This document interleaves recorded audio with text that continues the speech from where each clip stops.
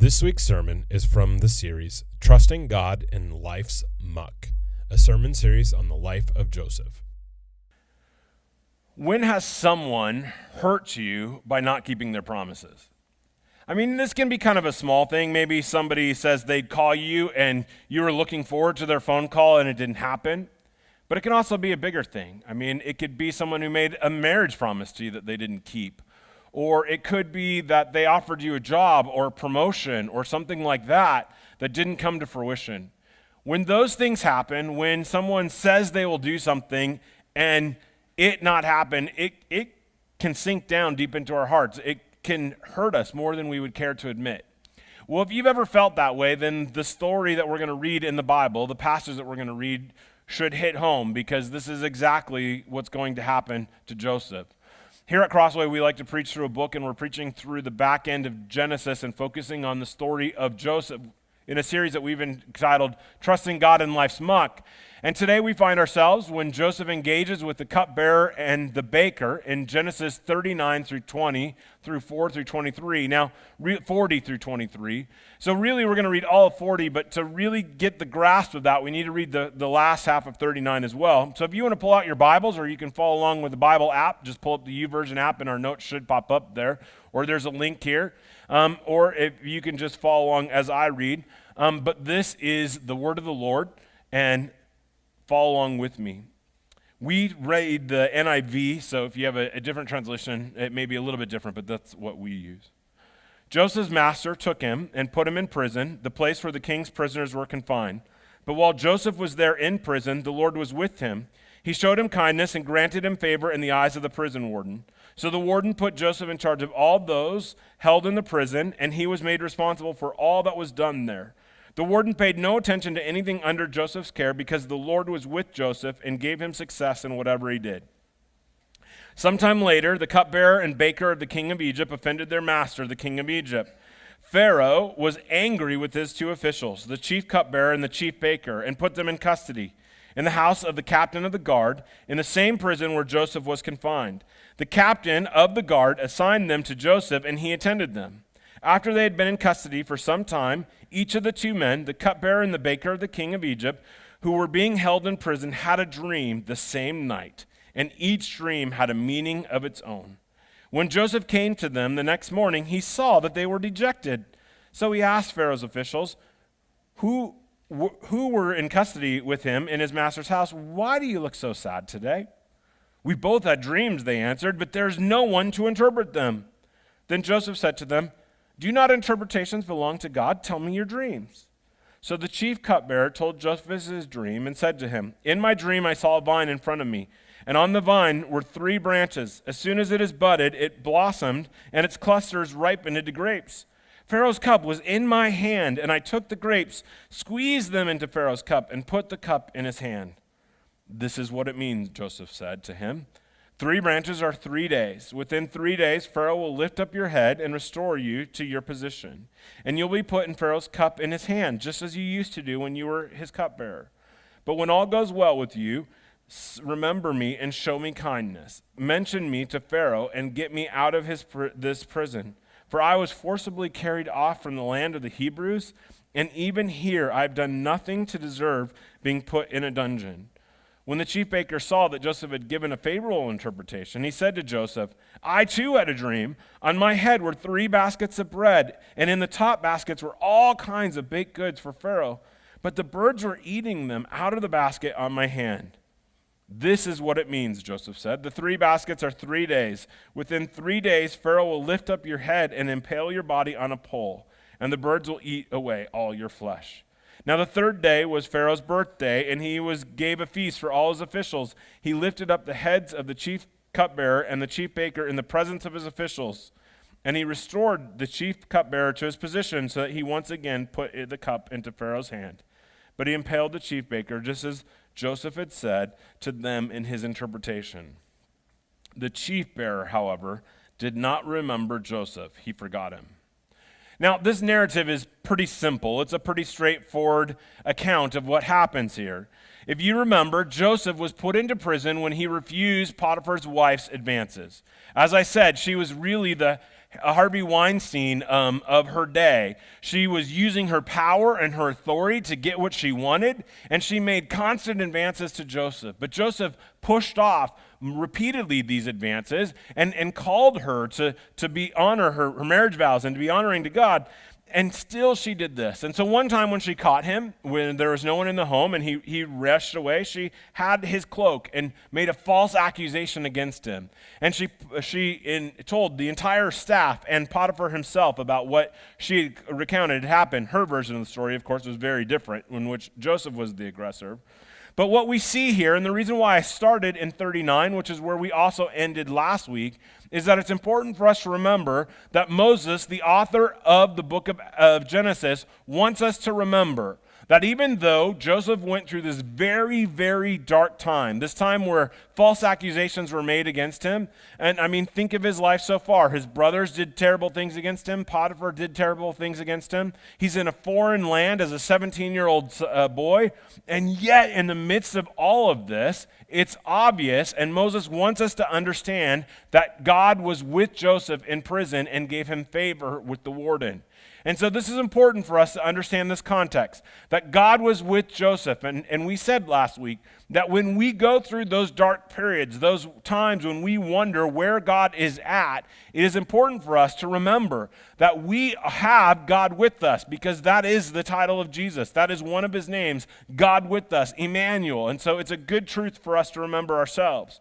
But today we learned something about that prison that we didn't know in chapter 39, and that is this: that the prison was part of the complex which Potiphar lived, and he had some control over it. We see this in the title. They don't use his name, but they use the same title that was given to him in Genesis 39, and it says that he was in the custody of the house of the captain of the guard, and we see that Potiphar himself has some control over what happens there. Yes, the warden is assigned there, but Potiphar, who is, like I said, the secret service, the head of the secret service of Pharaoh, places the cupbearer and the baker specifically under Joseph's care. That's the phrase there, that the captain of the guard. That is the exact same phrase in Hebrew. That's why they translate it that way in English. And so we see here that Potiphar has still some care for Joseph and some trust in him. Last week I said that the Hebrew was a little bit ambiguous on what made Potiphar angry. Normally we think it's because he maybe believed his wife and thought that Joseph did this terrible thing, but this idea that Potiphar would trust the man who betrayed him so much with the prisoners who were very, very important lends the idea that maybe Potiphar knew that his wife was lying and that Joseph was not doing exactly the things that were made against him. And it's important for us to realize as we come to this story that the cupbearer and the baker were important people. Matter of fact, you'll see the language here is very much of a chief cupbearer and the chief baker. Now, when we look at this story, and when we come to it and we hear these titles like cupbearer and baker, we may kind of come with our own idea of what it is. For me personally, it's easy to go to kind of the English butler, the person that comes and waits, and you think of it more as kind of a common servant. But the image that we really need to have of these people is more of like the president's inner staff. I mean, we've seen it even this week that there are people around the president who do his bidding and are an important role in him doing what his job. Every president has that. They have their cabinet, but they also have this group of people who work right alongside them. And that's really kind of what the cupbearer and the baker did. The cupbearer tasted all the food and drink and made sure that it would not poison Pharaoh, and the baker was in charge of the food. So it definitely entrusted him with the safety. But they played more of an important role than just kind of eating and drinking and that. They were trusted advisors. Now, we're not sure what happened. Moses only tells us that they did something to upset Pharaoh, something big enough that that he had them thrown into prison. And so that's where they sit. They sit in the same complex that Joseph was. And that's where they sat for some day, under Joseph's care. And the scripture tells us that after some time, they had a dream on the same night. And Joseph noticed that they were dejected, There's something about their countenance that day that was different. And so when Joseph made his rounds, he noticed that there was a glumness inside of them, and they weren't their normal selves. And so he asked them, what is it that is bringing you down? Their response is, we don't have anyone to interpret their dreams. This should highlight again kind of their access that they had in Pharaoh's inner circle, because normally if they had a dream like this, they could bring it to the magicians that we're going to hear about next week, who couldn't actually interpret Pharaoh's dream. So to them, this would have been a reminder of not only of their kind of loss of status, but also even just their ability to have this interpretation. Even they themselves knew that these dreams were not just the kind of dreams that you normally have, but there was a divine aspect of this, and they were saddened that they didn't have anyone to have the ability to be able to interpret it for them. So Joseph, we see, a man who has had negative connotations for dreams. I mean, think about this. He had his own dreams, and when he shared them, it didn't go well, though acknowledges that even though his dreams hadn't come to fruition yet, that God is the one who gives these dreams and can interpret them. And he also, I want you to see, assumes that God can use him. There's something I want you to notice. There's two things I want you to see here. The first is that a humility is growing in Joseph. This is not the bold kid that we saw even a year or so ago who kind of not semi-snarkily, but used his dreams and used this to kind of rub it into his brothers. There's a humility here that's developed through the suffering that he's gone through. This young man, doesn't take credit for the interpretation. He gives God the proper credit. You also see here, though, that this is someone who God was not only with in a sense of the favor that we hear about and with the warden and that, but there is a relationship here, because there's right away an assumption that, yes, God can use him. And so there's a relationship here between him and God Almighty, the creator of the universe, the one who gave him these dreams. And so he acts in this way. I also want you to see that Joseph has this ability. If there is anyone who could kind of have gone into self-pity and kind of gone into this kind of so self-isolated kind of concaveness into himself, it's Joseph, who is betrayed by his brothers out of no real reason for other than having these dreams and maybe being a little bit of a pain brother, a little snarky brother, but not worthy of being almost killed or sold into slavery. After he did the right thing and went against these constant advances of Potiphar's wife, he's thrown into prison. If there is anyone who could kind of sit in his own self-pity and be stuck in there, it's him. But yet, in the midst of his pain and suffering, in the midst of all of this, God gave him not only a closeness to him, a relationship there, and use it to kind of build humility in him, but an awareness to continue to serve others, even though it may have been he was working through his own pain, his own questioning, his own going through his own difficulties. Joseph is in the midst of a difficult time himself, and yet he has the ability to see the pain in others and know that God can use him to work in that way. Well, you can imagine that these cupbearer and the baker were pretty excited to hear that they had somebody who could interpret dreams. And so the cupbearer goes first. He shares his dream. It's a dream about a tree with 3 branches that develop grapes right away. And the grapes come and he squeezes them into Pharaoh's cup. And he tells this dream to Joseph, and Joseph gives him the interpretation. The interpretation is that Pharaoh would restore him in 3 days. Think about how gracious and joyful this cupbearer would have been. Someone who himself sat in prison, someone who was there wondering if anyone would interpret his dream, thinking that because he didn't have the status anymore and was stuck in prison, he would never know what would happen to him. And in that moment when Joseph says, you will be restored, you will be brought back to your position, all the joy that he would have gone through. Someone who was completely dejected is now beaming with pride and hope that maybe what Joseph had said would come true. It's in that moment that Joseph makes a simple plea. And again, if you read the Hebrew or even in your English text, you can see it's not a proud statement. It's not a you owe me kind of a thing, but rather it's a humble request. I've gone through all this stuff. And he lists the injustices. I was sold into slavery far, far away. I didn't do anything. I didn't sell out my master, as his wife is saying, but yet I'm here. So please, when you get restored, remember me and try to get him release when you're restored. Now, there's a word that Joseph uses that is a word that if you know your Hebrew Bible, it's hesed. And what that usually refers to is the loving kindness of God. But he uses this of a person. He says, when you're restored, show me loving kindness and faithfulness. Now, it can be used in that kind of a context for sure. And it would have said, hey, don't just tell me about this kind of thankfulness, show it in action. But I think even more than that. I think Moses uses that word to remind us, to foreshadow kind of the events that are going to happen. That even though it may not seem like it in this moment, because he's in prison in a very dark time, God is still with Joseph, and Joseph understands that.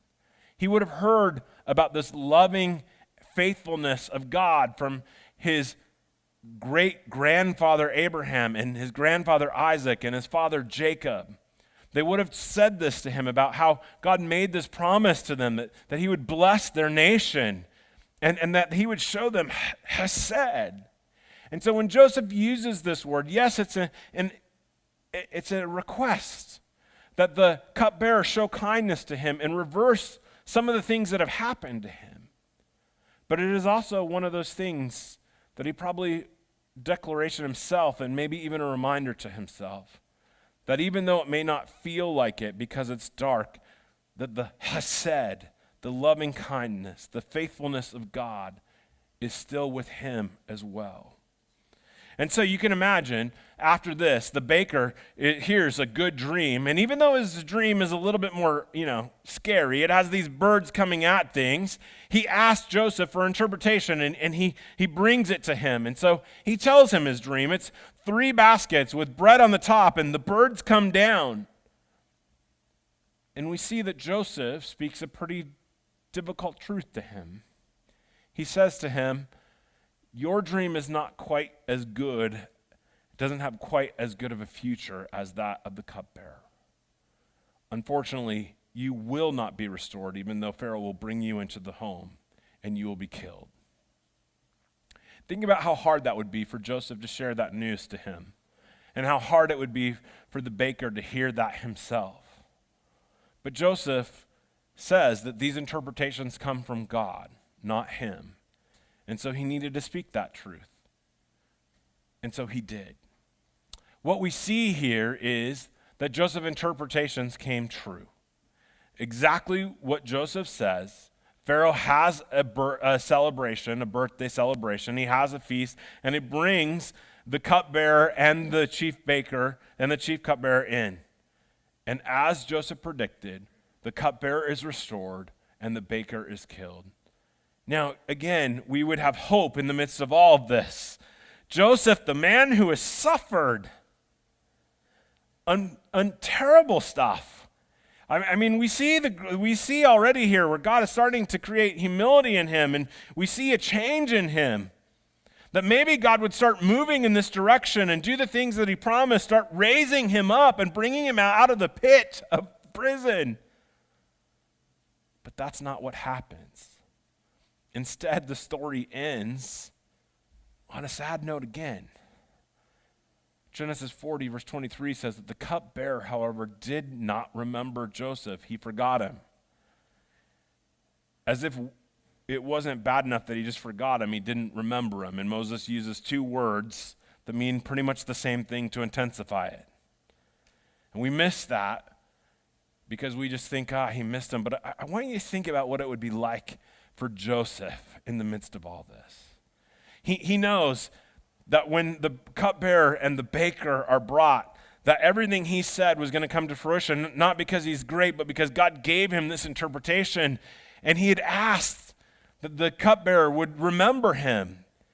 And he probably looked forward to this, that maybe if God brought him there and put him in prison so that he could interpret these dreams and be by the side of Pharaoh, the most powerful person in all of Egypt, who he now has two allies right there, both Potiphar and the cupbearer, that maybe God would keep his own dreams and his word in his own dreams, that he would be rise to power and out of the muck, that maybe there would be hope, that every knock at the door, every kind of, in today's term, phone call that was not supposed to happen, that there would be this hope that maybe the cupbearer did what he promised, and his lot would be changed, and he would finally get justice after facing so much injustice for so long.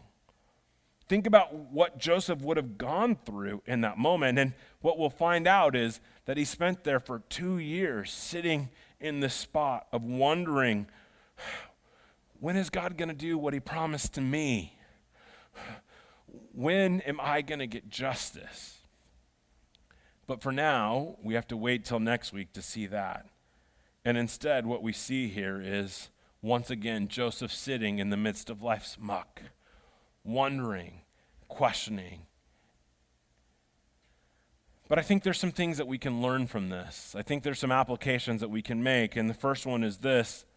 One is just something very simple, that God can speak through dreams. Now, we got to be careful about this because we can overanalyze things sometimes, but it is clear that God can speak through dreams.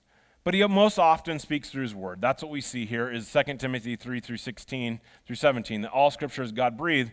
And honestly, if you want to look at these kind of dreams that are predictive of the future, they only happen on 3 or 4 times in the Bible, in Genesis, in Daniel, and in Revelation.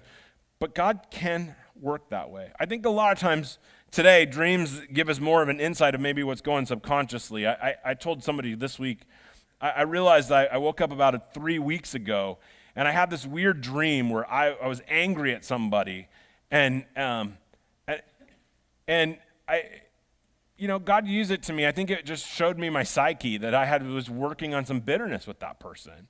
I don't think it was quite to this degree here. It's just more of an insight into my subconscious. But God can speak through dreams, and He can do that. But we need to hold everything up to the light of Scripture and test it. Okay. But he can work that way, but he doesn't work that way very often today in this kind of a grand context, but he can. The second thing that we also see is that we should strive to serve others in the midst of our own pain. I hit this when I went through the account of the narrative.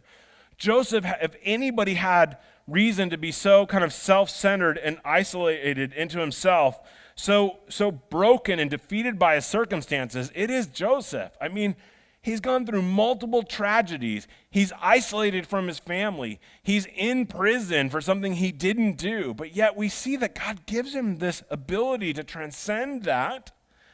It gives him the ability to do what he has to do. And that even in the midst of his own pain, he can see the pain of others. And maybe, quite frankly, it is because of his own pain that he's able to see the pain of others.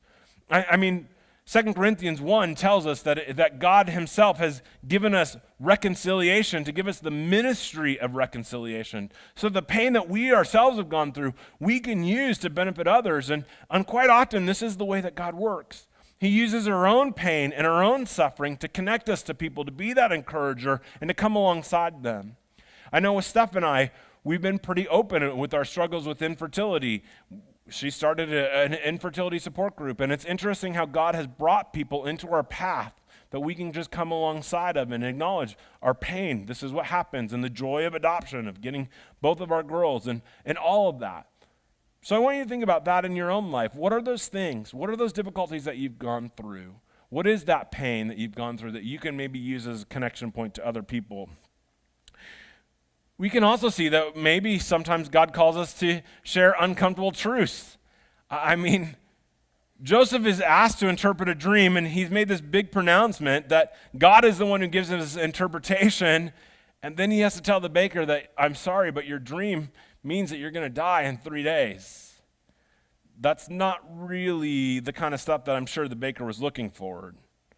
And yet, we see that Joseph speaks the truth. And as believers, there are truths that God has given us, and there are times when we may need to speak uncomfortable truths to the people around us, and we do not need to shy away from it.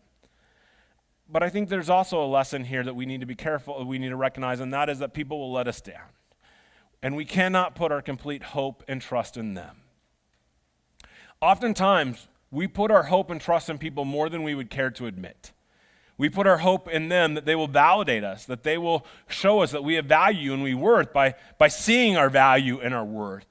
That they'll give us the accolades that we want, or that there will be this deep relationships. There's all kinds of ways that we can look to people in hope. And they can have a grip of our heart more than we would care to admit. But all of us are broken, and all of us are never going to be able to keep up all our promises. And so there's a warning here that we cannot put our hope and our complete hope and trust in them. That's why Isaiah 2 verse 22 says, "Stop trusting in mere humans who have built up their breath in their nostrils. Why hold them in esteem?" Or Jeremiah 17 says, "This is what the Lord says, cursed is the one who trusts in men, who draws strength from mere flesh, and whose heart turns away from the Lord. That person will be like a brush in the wastelands. They will not see prosperity when it comes.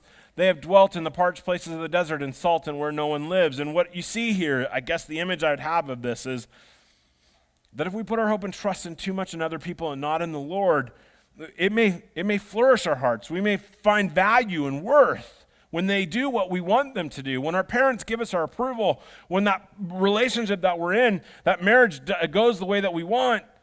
But when those things stop, then our hearts can dry up, because that's what we're looking to for our validation. That's what we're looking to for our worth, because that thing has taken a higher priority than it should in our lives. And so it just is a way to show us that if we put our hope and trust in people, we will be let down, the story of Joseph. But it also shows us where we need to turn. When we become so disillusioned with humanity, the place that we turn is the Lord. And this is what we need to see here over and over again in the story of Joseph. That even when times are dark, when people let us down, that God is faithful. I said it last week. He's our faithful covenant companion, which means that when we put our hope and trust in Jesus, when he's opened our hearts to this truth, then he will never leave us or forsake us. Romans says that 8 says that there was nothing that can separate us from the love of God. And when we feel those times, especially when we feel most let down, and when we want to go so into ourselves and be defeated by the heart and the hurt that's there, those are the times when we need to lean into the Lord more. We need to lean into him more, because he is the only thing that will get us through these difficult moments. And I know we don't have that here in the story. We don't have that nice ending there, but we can fast forward to Genesis 50, where Joseph says of his brothers, he says, "Look, what you intended for harm, God intended for good, and for him to accomplish everything that he wanted to happen." And the more that we can lean on to God, the more that we can trust that he is in control, even in the midst of difficult circumstances, the more that story, what Joseph says in that passage, can become our story. Because we realize that even though we may not understand why or even what is happening, that God can use everything ultimately for his good. And so when we go through these dark times, when people let us down, I mean, you would think that the cupbearer would have been so excited to say, Pharaoh, I got to tell you, you have all these different magicians. I got to tell you about this guy and what he did, and that the excitement would just pour out from him as he's brought back and restored. But no. He doesn't do what he promised. And yet, Joseph, who had to sit in prison, as we're going to see next week, for 2 years, can look back and go, that was a dark time. All of this stuff is terrible, and it is unjust. It is evil. He called it evil. But what you intended to harm, God can use for good. And we need to lean on that. We need to trust that. And so we need to also realize that when we may not always like God's timing, we can trust God's plan. Proverbs reminds us of this. Trust in the Lord with all your heart. Lean not on your own understanding. And in all your ways acknowledge him, and he will make your path straight. Notice it doesn't mean that it's going to be easy and life's going to be a breeze, but it does mean that he will guide us. And James 1, verse 2 through 4 says, "Consider it pure joy, my brothers and sisters, whenever you face trials of many kinds, because you know that in the testing of your faith produces perseverance, and let perseverance finish its work so that you may become mature and complete and not lacking anything." And this is the story of Joseph, isn't it? We see him as this young punk 17-year-old who likes to rub it into his brothers a little bit and tease them that he's going to be their ruler because God gave him these visions, who probably loved that robe and liked to prance around in it, who went through all kinds of injustices, who had every reason to say, "Why, God? Why is all this happening?" And even in our moment, had the ability to say, "God, I saw your plan moving. I saw it moving in this direction, and now it feels like the rug's been pulled right from underneath me," and he had to wrestle with that. I don't know about you, I've faced those moments. I've had promises made to me, and it feels like God's opening these doors, and there's an excitement there. You see God's plan, and you're ready to go, and then all of a sudden, bam, that door gets shut, or somebody doesn't keep their word, and you're struggling. And what Joseph reminds us, this story reminds us, is that we may not always like God's timing, but we can trust his plan. Corrie ten Boom, who's a gal who lived through the Holocaust, a Dutch gal who lived, she has this quote. She says, "When the train goes through a tunnel and the world gets dark, do you jump out? Of course not. You sit and trust the engineer to get you through." The engineer of our life is God himself, and he has brought us on this path and this journey. And when life is dark, we trust that he can use all things ultimately for our good. And yes, there may be injustices, there may be unfair things. People may not keep their promises, and we can fight that. We don't have to just take it. But we also need to trust that even when God doesn't work the way that we want him to, that he is at work keeping his plan of redemption moving forward.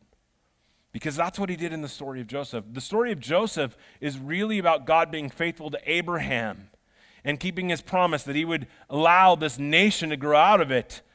And we're going to see how he does this next week. But even more than that, for you and I here today, when we go through these dark times, we need to remind ourselves that God used the evil things of men, the difficult things of men, to bring about his ultimate plan of redemption, to restore our relationship to him through Jesus Christ himself.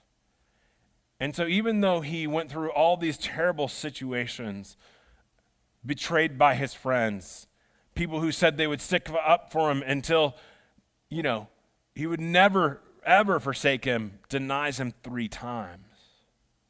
And even though there was a trial that brought false accusations against him, and he was treated as a criminal, not sitting in prison, but rather hung on a cross. It's in that moment that he cried out, my God, why have you forsaken me?" And also, "Father, forgive them, for they know not what they're doing." Because God used those things to bring redemption to us. Because he suffered the punishment that you and I deserve, so that we could have our relationship with him restored. And that's why when he cries out, "It is finished," we can hope and trust that whatever is happening in our own lives, whatever we're going through, God is with us. Because God used that to bring us to him. And God can work in spite of our circumstances and through our circumstances to draw us to him. That's the hope that we need to cling to in the midst of our imprisonment, in the midst of those times when people let us down, and we wonder where God is at work in all of this. That God is the God of redemption, and he can use all things for our good. Let's pray. You are listening to a sermon from CrossWay Church in Battleground, Washington. You can learn more about our church online at crosswaychurchwa.com. We invite you to attend a worship service on Sundays at 10 a.m. at 311 North Parkway